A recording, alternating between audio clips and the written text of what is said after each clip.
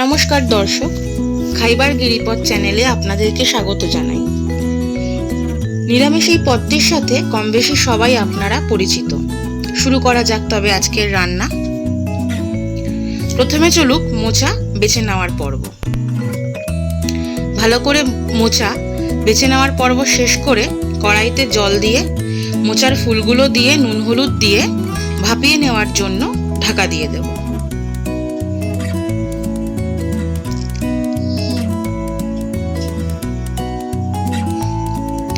ভালো করে ফুটে উঠে ভাপানো হয়ে গেলে জল ছেঁকে মোচার ফুলগুলো তুলে রাখবো। এবার কড়াইতে তেল দিয়ে তেল গরম হলে তেজপাতা শুকনো লঙ্কা ফোড়ন দিয়ে কেটে রাখা আলু দিয়ে নুন হলুদ দিয়ে হালকা নেড়ে চেড়ে নেব। এরপর দিয়ে দেব ভিজিয়ে রাখা ছোলা দিয়ে আলুটাকে ভালো করে নেড়ে ঢাকা দিয়ে দেব।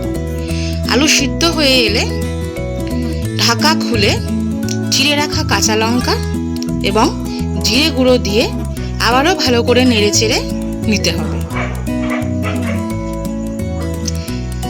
নেড়ে চেড়ে নিয়ে আমরা যে মোচাটা ভাপিয়ে রেখেছিলাম সেটাকে ভালো করে মিক্সিতে পেস্ট করে নিয়েছি। ওই মোচার পেস্টটা এবার দিয়ে দিতে হবে এই আলুর মধ্যে। ভালো করে সবটা মিশিয়ে আবারও ঢাকা দিয়ে দিতে হবে।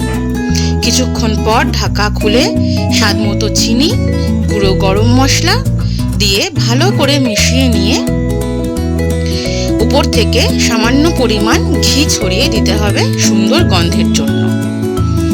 ব্যাস, নিরামিষ দিনের এই মোচার ঘন্ট রেসিপি এবার তৈরি ভাত পাতে যাওয়ার জন্য।